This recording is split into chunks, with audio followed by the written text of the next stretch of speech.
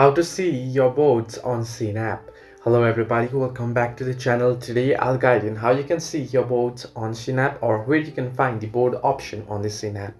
Now it's quite simple and easy, so let me guide you through. Simply open up your Shein app and then make sure you're logged into your account. Now you can see various options here on the screen. Now it's a quite bit congested, so this might get you confused, but all you have to do is at the bottom you can see various options: shop, category, new, card, and me. You want to tap on the card option there.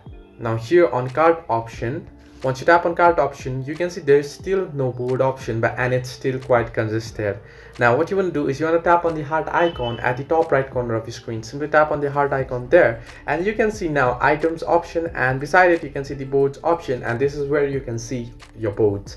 So this way you can see your boards on Shein app. Hope this helped you. Do like and subscribe, and do not forget to leave a comment down below if you have any further issues.